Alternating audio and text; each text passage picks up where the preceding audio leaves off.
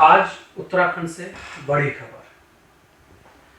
खबर इसलिए कि बहुत दिनों से इस खबर पर हर किसी की नज़र थी और आखिरकार जिस तरीके के कयास सामने आ रहे थे, जिस तरीके की बातें हो रही थी, वही हुआ।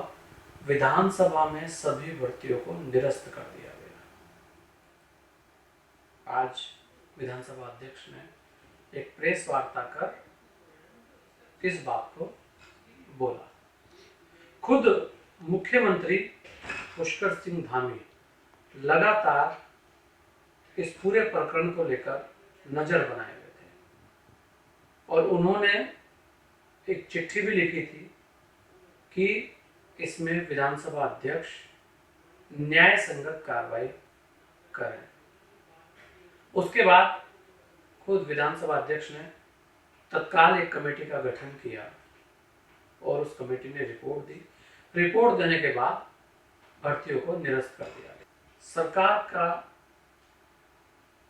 ये एक बड़ा कदम है और विधानसभा अध्यक्ष का भी ये बड़ा निर्णय है। वहीं अभी भी सीएम पुष्कर सिंह धामी जी ये बोल रहे हैं कि शासन में जैसे ही निरस्त करने के लिए फाइल आएगी उसे तत्काल प्रभाव से निरस्त कर दिया जाएगा। ये बड़ा अहम है किसी भी मुख्यमंत्री के लिए इस तरीके के फैसलों को। लेकिन यहाँ अभी एक और बड़ा सवाल तैर रहा है। सवाल यह है कि चलिए विधानसभा भर्तियां निरस्त हो गई, लेकिन अभी जो सबसे बड़ा घोटाला कहा जा रहा है कि पूरे देश में ऐसे गिने चुने ही घोटाले हुए होंगे। जी हाँ, यूके SSS घोटाला बहुत महत्वपूर्ण है। उसमें सभी लोगों की उसमें भी नजरें हैं, निगाहें हैं। उसके अलावा भी वहां पर दरोगा भर्ती घोटाले की विजिलेंस चल रही है। ऐसे भी कुछ घोटाले हैं। तो लोगों के मन में अब बहुत सारी आशाएं सरकार को लेकर है कि उस प्रकरण में भी कुछ इसी तरीके की कार्रवाइयां देखने को मिल सकती हैं। और यहाँ एक और सवाल यह है कि कितनी जल्दी उस प्रकरण में कार्रवाई होगी, कितनी जल्दी यूके SSS का घोटाला खोलेगा, कितनी जल्दी वो बड़े बड़े मगरमच्छों के चेहरे बाहर आएंगे जिन्होंने उत्तराखंड के युवाओं के हक पर डाका डाला है। यहां सरकार की नीयत पर या सरकार की कार्रवाई पर कोई भी प्रश्न चिन्ह नहीं लगा रहा है और इस प्रकरण के बाद तो सरकार से आशाएं और भी बहुत ज्यादा हो गई है।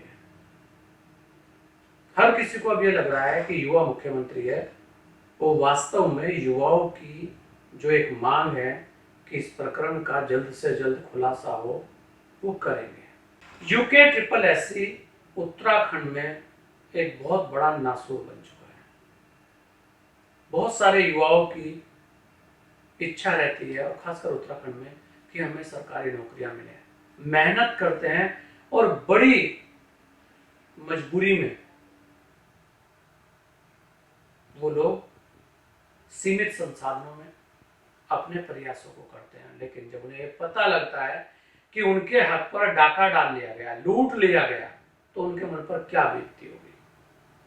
क्योंकि एक तरफ हम ये कहते हैं कि पलायन को रोकना है और दूसरी तरफ इस तरीके के घोटाले सामने आते हैं, तो ऐसे में कैसे पलायन रुकेगा, ये भी एक बड़ा सवाल है।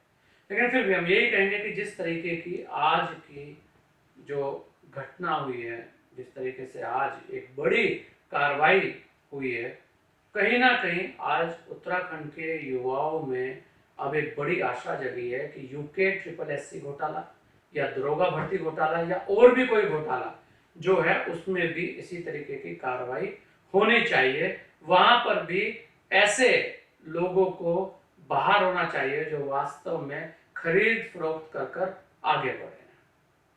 देखना होगा कि ये कार्रवाई कितनी जल्दी होती है और कितनी जल्दी यूके SSS का घोटाला STF खोलती है।